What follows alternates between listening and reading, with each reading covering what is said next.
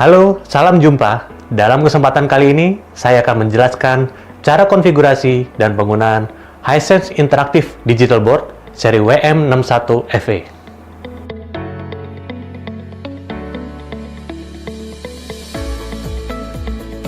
Sebelum menyalakan perangkat ini, pastikan bahwa kabel power sudah terpasang dengan baik dan benar. Dan kemudian kita bisa menekan tombol power yang ada di sebelah kanan bawah.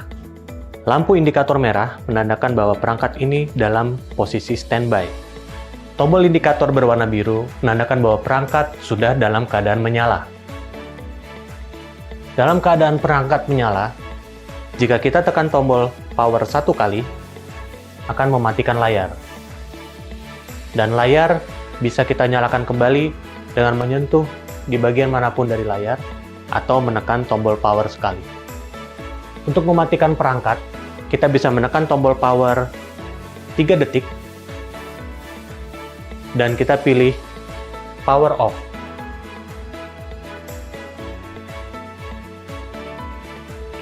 Tunggu dan pastikan bahwa indikator sudah berwarna merah. Berarti perangkat sudah mati.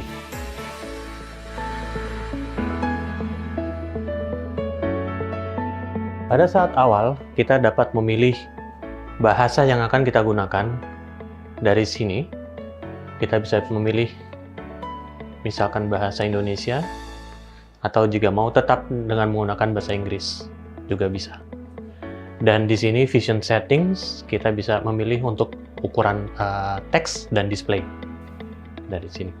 Dan untuk kembali, kita bisa press back. Dan kita bisa lanjutkan instalasi dengan klik Start. Dan di sini kita harus mencentang the privacy policy. Next step. Dan kemudian kita akan mengkonfigurasi Wi-Fi internet. Dalam hal ini, saya akan memilih koneksi Wi-Fi yang ada di ruangan saya. Dan kemudian memasukkan password Wi-Fi.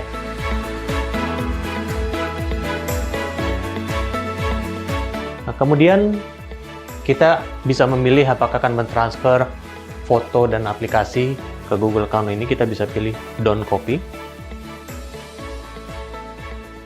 Dan jika kita mempunyai Google Account, kita bisa memasukkan Google Account kita di sini. Klik Next. Nah, kemudian kita memasukkan password. Setelah itu, kita klik I agree. Dan di bagian Google Services, kita bisa scroll dan pilih accept. Di sini kita bisa memilih untuk membackup foto, video, dan device data lain. Kita bisa pilih don't backup.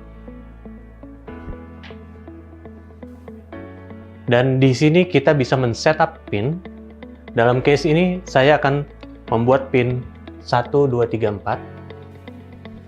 Tapi untuk rekan-rekan sekalian, bisa menggunakan PIN yang berbeda. Untuk Google Assistant, kita bisa skip saja. Dan di sini juga bisa kita skip.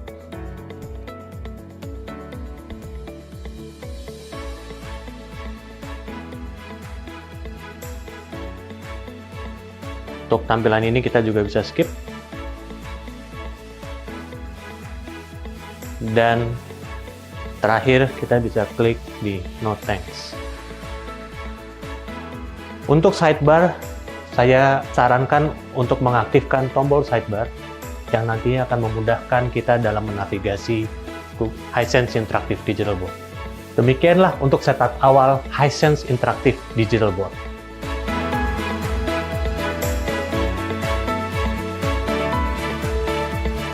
Setelah selesai melakukan konfigurasi awal, kita akan masuk ke home menu seperti ini. Kita bisa melihat tampilan navigasi sama seperti Android tablet pada umumnya. Di sini ada 3 tombol untuk back, home, dan application list. Dan di sini menu-menu icon yang bisa kita pilih untuk menjalankan aplikasi. Untuk masuk ke menu setting, kita bisa melalui tombol ini. Dan di sini ada side button, ada di sebelah kanan dan di sebelah kiri. Dengan side button, kita bisa membuka menu untuk back atau return, home, task window, dan untuk pindah source. Termasuk beberapa fungsi lain, seperti kecerahan layar, volume, anotasi, screen capture, touch lock, pindah source, hard screen display, voting machine, countdown days, spotlight, kaca pembesar atau magnifying glass. Masuk menu setting juga bisa dari sini, dan untuk freeze layar. Selain itu, kita juga bisa mengakses soft control menu dengan men-tap 5 jari di bagian manapun.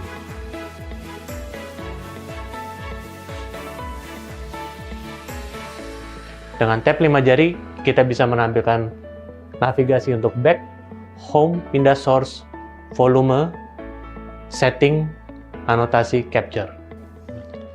Dan sama seperti Android tablet pada umumnya, kita bisa mengakses aplikasi yang sudah terinstall dengan men-swipe layar dari bawah ke atas untuk menampilkan jendela aplikasi. Dan kita juga bisa melihat status dengan swipe dari atas ke bawah. Internet, hotspot, Bluetooth, dan semua. Untuk rekan-rekan yang melewatkan setup Wi-Fi pada konfigurasi awal tadi, atau melakukan setup offline, kita bisa melakukan setup Wi-Fi dari menu setting. Masuk ke network dan internet, dan kita bisa memilih konfigurasi Wi-Fi yang ada di lokasi kita berada. Karena perangkat ini memiliki 2 modul Wi-Fi, maka kita dapat tersambung ke internet menggunakan jaringan Wi-Fi yang ada di ruangan, dan secara bersamaan juga bisa menyalakan fitur Wi-Fi hotspot melalui menu ini.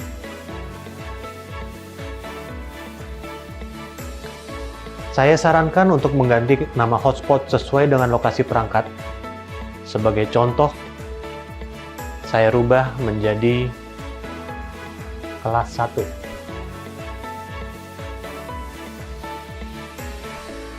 Oke. Begitupun untuk password, bisa kita rubah. Dan frekuensi operasional hotspot bisa kita rubah apakah 2,4 GHz atau 5 GHz. Pun channel juga bisa kita rubah. Dan kita aktifkan. Di homepage ini, kita bisa menjalankan berbagai macam aplikasi. Dari semua aplikasi yang ada di ekosistem Google, kita juga bisa melakukan search melalui Google Search Bar. Dan jika memang ada aplikasi tambahan yang ingin kita install, kita bisa akses melalui Play Store.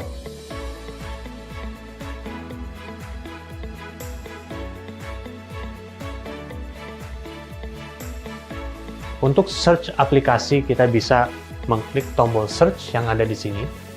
Dan ukuran keyboard bisa kita resize menjadi sedikit lebih kecil dari shortcut ini. Dan kita bisa search sebagai contoh.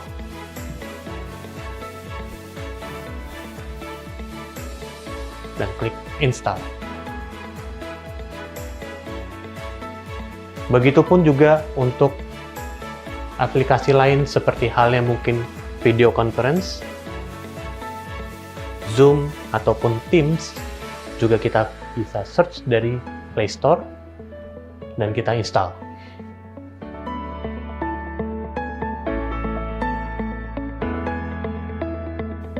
Salah satu fungsi dari perangkat ini adalah kemampuannya untuk menjadi papan tulis digital.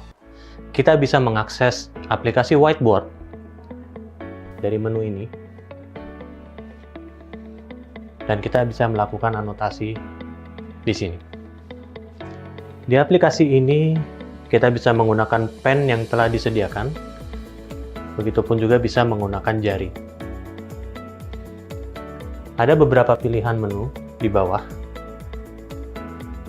dan di sini. Di sini palet bar yang ada di bawah bisa buat memilih warna dan ketebalan pen.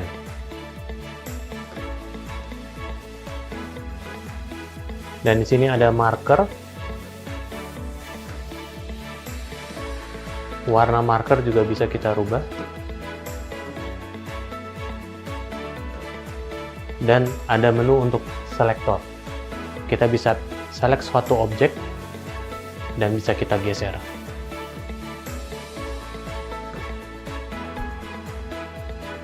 Dan ada menu untuk penghapus. Kita bisa menghapus seperti ini. Kita pun juga bisa menghapus dengan menggunakan circle eraser. Dengan circle eraser kita bisa pilih satu bagian saja untuk kita hapus. Untuk menghapus semua, kita bisa swipe ini ke kanan. Satu layar akan dihapus. Dan di sini ada tombol undo serta redo. Selain melakukan penghapus dari sini, kita pun juga bisa menghapus menggunakan telapak tangan.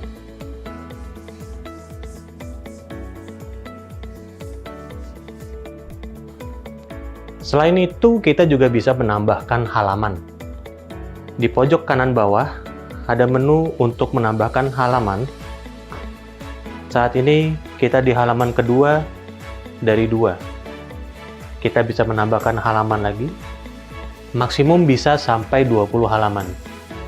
Kita bisa kembali ke halaman sebelumnya.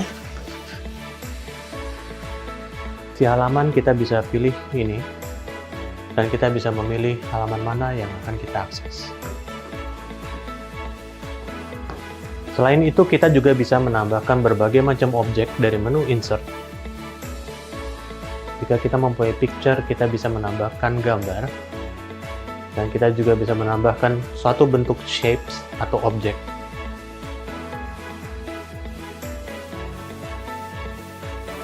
Dan kita juga bisa menambahkan tabel. Kita bisa pilih jumlah row dan kolom. Kita bisa menambahkan notes. Dan kita juga bisa menambahkan beberapa tool seperti penggaris.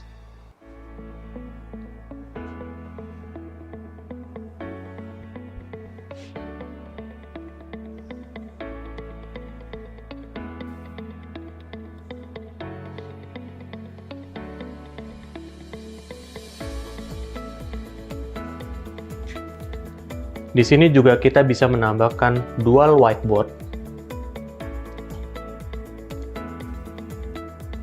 yang berfungsi dengan settingan yang berbeda. Sebagai contoh, sebelah kiri saya menggunakan pen warna merah dan sebelah kanan saya menggunakan pen warna biru. Apa yang kita tulis di kanan tidak bisa ke kiri, dan apa yang kita tulis di kiri tidak bisa ke kanan. Dan selain itu, kita juga bisa menggunakan fitur web search. Kita bisa mencari gambar melalui internet. Sebagai contoh, mungkin saya cari gambar laut.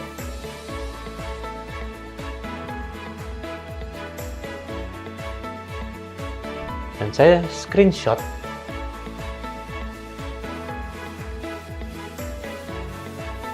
Centang OK.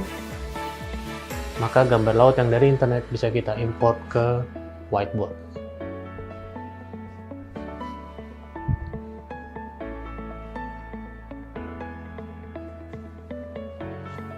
Dan di aplikasi whiteboard ini kita juga bisa memilih menu settings.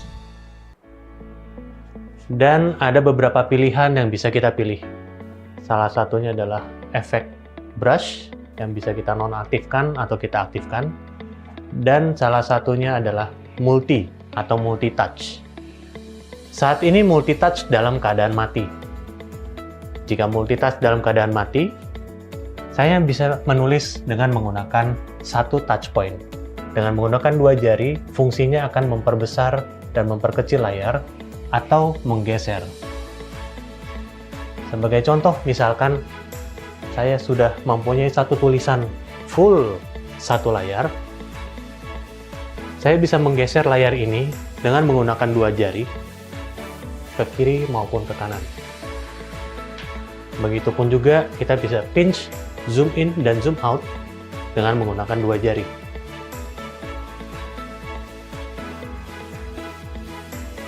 Jika kita nyalakan menu multi-touch, maka fungsi dua jari berfungsi sebagai tulis. Maksimum perangkat ini bisa mendeteksi 40 touch point secara bersamaan. Jadi kalau saya pakai kedua tangan, kita bisa memakai salah satu tangan sebagai pen dan satunya lagi sebagai penghapus.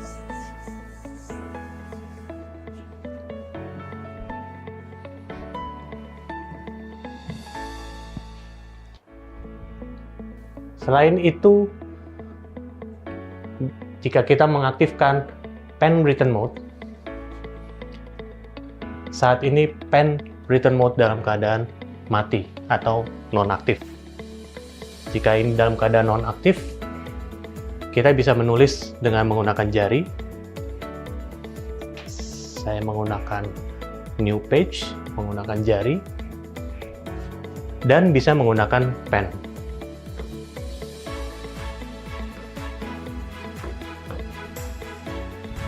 Jika saya nyalakan pen written mode, maka perangkat ini akan mendeteksi ketebalan pen, ujung yang lancip sebagai pen, ujung yang tumpul sebagai penghapus kecil, dan jari saya sebagai selektor, serta telapak tangan sebagai penghapus. Sebagai contoh, seperti ini, penghapus kecil, dan penghapus besar, jari sebagai selektor. Contoh misalkan saya menggambar suatu objek, katakanlah mobil,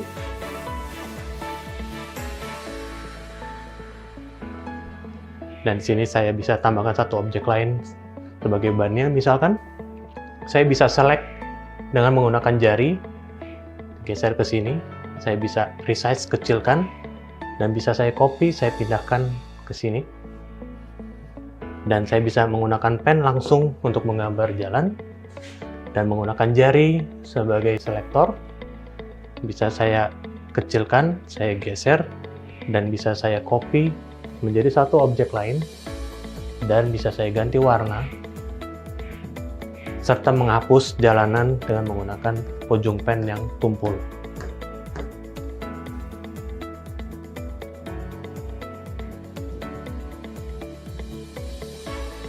Selain itu, dari menu settings, jika kita aktifkan Bright Setting dan Smart Shape, jika Smart Shape dinyalakan, maka semua gambar yang kita gambar akan berubah menjadi satu objek. Sebagai contoh ini,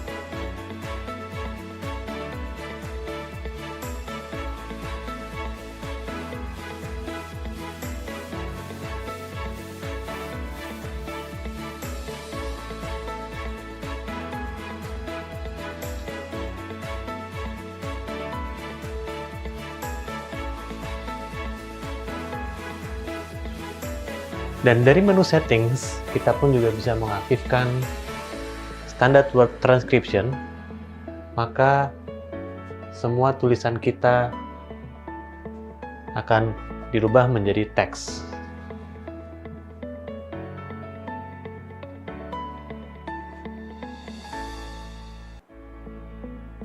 Selain itu, kita juga bisa merubah background dari aplikasi whiteboard ini. Dengan mengklik tombol setting, pilih change background.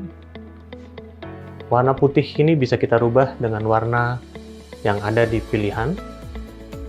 Sebagai contoh warna hijau misalkan. Dan grid kotak-kotak bisa kita pilih tipenya atau bisa juga kita hilangkan. Selain itu, warna background juga bisa kita ganti dengan gambar. Jika kita punya gambar, kita bisa masukkan gambar background yang kita inginkan. Dan begitu juga kita bisa pilih dari gambar yang sudah ada di template. Sebagai contoh, di sini ada gambar lapangan basket dan lapangan bola.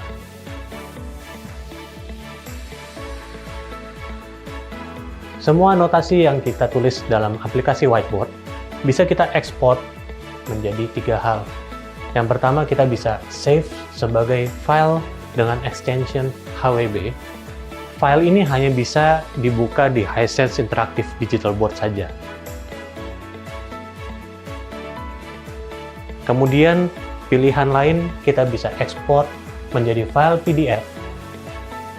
Dengan file PDF, bisa dibuka di device manapun.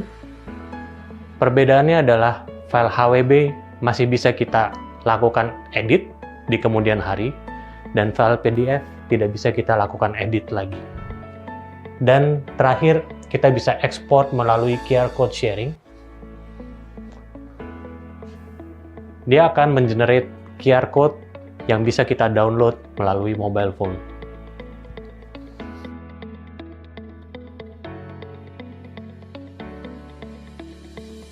Untuk membuka file whiteboard yang sudah kita save sebelumnya, kita bisa pilih Open, dan kita pilih file yang sebelumnya sudah kita save. Sebagai contoh, saya pilih file ini, dan kita bisa lakukan anotasi langsung di sini.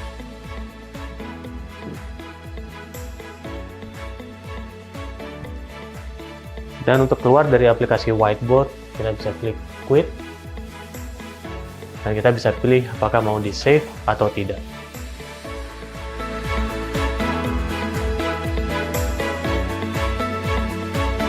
Untuk menghubungkan laptop atau PC ke Hisense Interactive Digital Board, salah satunya kita bisa menggunakan kabel HDMI dan USB. Untuk kabel HDMI, kita bisa pasang kabel HDMI ke port HDMI yang ada di depan, dan menghubungkan kabel USB ke port touch yang ada di belakang. Untuk port USB Type B, kita pasang ke port touch, dan port USB Type A ke laptop atau PC. Maka layar laptop akan tampil di Hisense Interactive Digital Board. Dengan penggunaan kabel USB tadi, kita bisa mengontrol laptop langsung dari Interactive Digital Board. Untuk memaksimalkan performa HDMI yang digunakan, pastikan kita menyalakan opsi Low Latency melalui Settings, Image, Advanced Setting, Low Latency, Enable, maka performa HDMI akan optimal. Selain menggunakan kombinasi kabel HDMI dan USB, kita pun juga bisa menggunakan kabel Type-C yang kita pasang ke port di depan, dan menghubungkan kabel Type-C satunya ke laptop. Ketika menggunakan kabel Type-C to Type-C, pastikan bahwa laptop atau PC yang kita gunakan sudah mendukung untuk mengeluarkan suara, gambar, dan data melalui satu kabel Type-C. Jika laptop dan PC sudah support, maka dengan satu kabel kita bisa menampilkan gambar, suara, dan kontrol melalui satu kabel.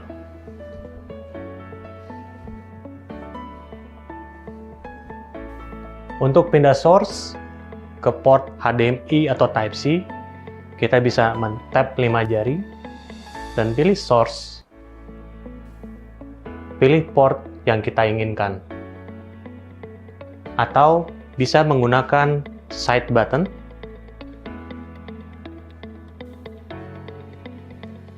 dan pilih source, dan kita pilih port yang ingin kita gunakan. Dalam mode HDMI, kita pun juga bisa melakukan anotasi dengan mengambil pen yang ada di depan, dan saya lakukan anotasi di atas HDMI. Anotasi ini bisa kita share menggunakan QR code sama seperti pada aplikasi whiteboard, dan bisa juga kita save, kita import ke dalam whiteboard.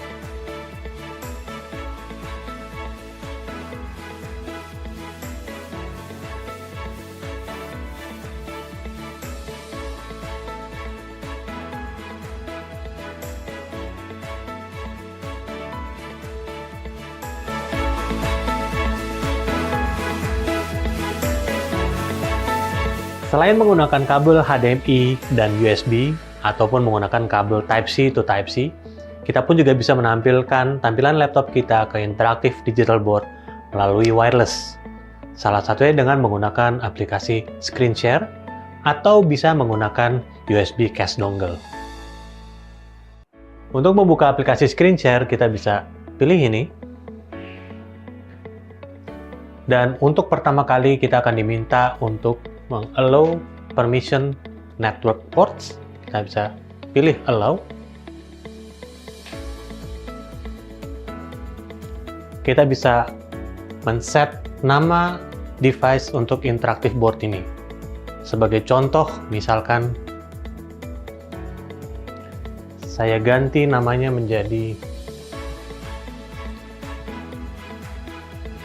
ruang 1.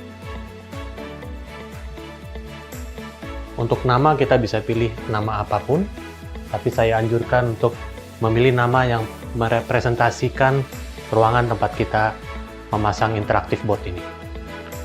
Setelah kita ganti, kita bisa klik OK. Jika kita akan menggunakan aplikasi untuk melakukan wireless sharing dari laptop kita, maka kita harus mendownload dan menginstal aplikasi Hisense Screen Share di laptop kita terlebih dahulu. Untuk mendownload aplikasi Hisense Screen Share untuk Windows, kita bisa membuka browser dari laptop dan membuka URL hisense-b2b.com.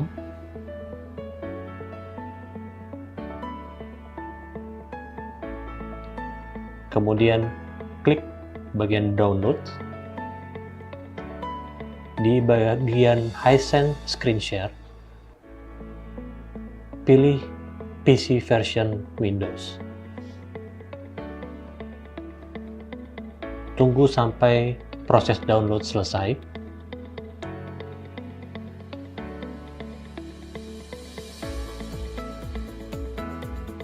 Setelah download selesai, kita jalankan instalasi.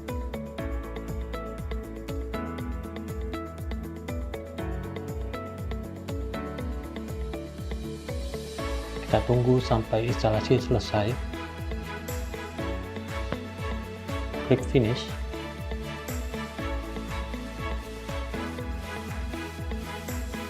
Dan aplikasi dijalankan.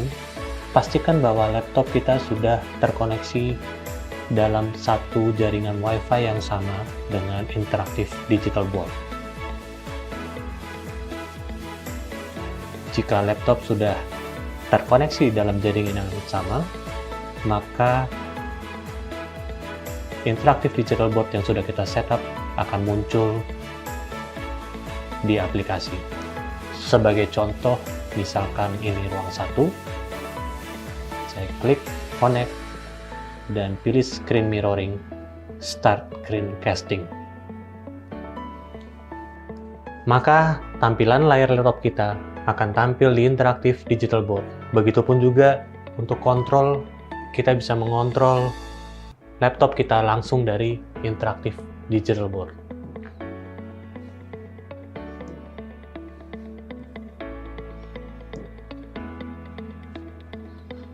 Untuk melakukan wireless casting dari handphone kita atau dari laptop, selain menggunakan aplikasi Hisense Screen Share, kita juga bisa menggunakan Miracast. Pastikan bahwa option untuk Miracast sudah dinyalakan dari menu settings dan Miracast enable. Maka setelah ini kita bisa mendeteksi interaktif digital board dari mobile device kita ataupun dari laptop. Wireless casting selain menggunakan aplikasi Screen Share, bisa menggunakan Miracast bisa menggunakan AirPlay, dan juga kita bisa menggunakan USB case dongle. Cara menggunakan USB case dongle, untuk pertama kali kita perlu mempairing case dongle dengan interaktif digital board dengan cara memasang ke port Type-C yang ada di depan. Dan kita tunggu sampai proses pairing selesai. Seperti ini. Dan kita klik Got it. Setelah itu, kita cabut case dongle, dan case dongle ini kita pasang ke laptop. Kita tunggu sampai lampu selesai berkedap-kedip. Seperti ini, dan kita tekan tombol. Maka, tampilan laptop akan tampil di layar interaktif.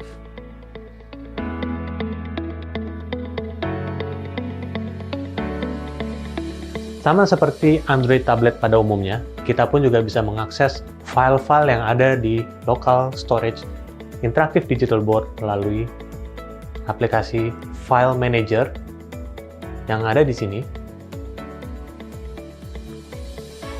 Maka semua file yang ada di storage lokal maupun USB flash disk misalkan jika ada, bisa kita akses dari sini. Termasuk whiteboard yang kita save dan screen capture yang kita save, semua bisa kita buka dari sini. Beberapa setting yang mungkin bisa membantu kita dalam mengoperasikan Interactive Digital Board ini, salah satunya adalah kalau kita masuk ke menu settings, kita bisa setup display setting, adaptive brightness berfungsi untuk mengadjust brightness screen atau tingkat kecerahan layar secara otomatis. Screen timeout, kita bisa adjust sesuai dengan kebutuhan kita. Mungkin setelah 30 menit, dia akan ke lock otomatis, atau mungkin setelah 1 menit, tergantung preferensi kita. Kemudian, di Future Function Settings, kita bisa masuk ke switch on/off. Di sini ada opsi untuk menyalakan screen secara otomatis setiap hari apa dan setiap jam berapa. Ataupun kita juga bisa mematikan screen secara otomatis di hari tertentu dan jam tertentu.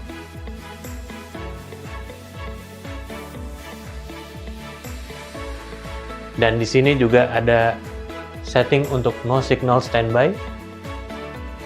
No signal standby bisa kita matikan atau kita set ke waktu yang lebih lama.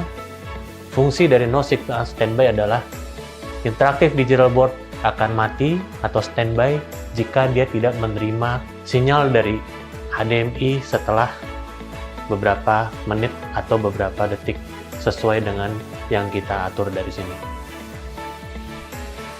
Kemudian no operation standby, Interactive Digital Board akan standby atau mati secara otomatis setelah beberapa menit yang kita tentukan, atau bisa kita matikan sama sekali feature ini.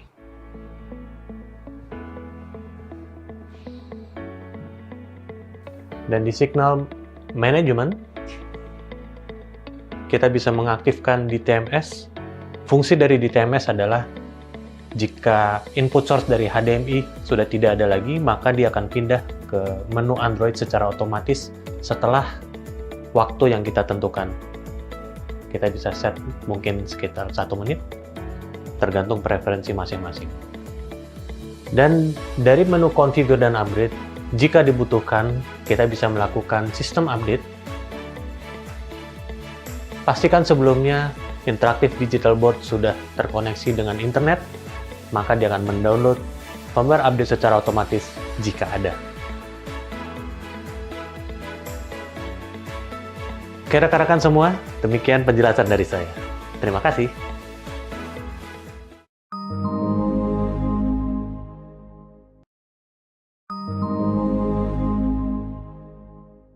Halo, salam jumpa. Dalam kesempatan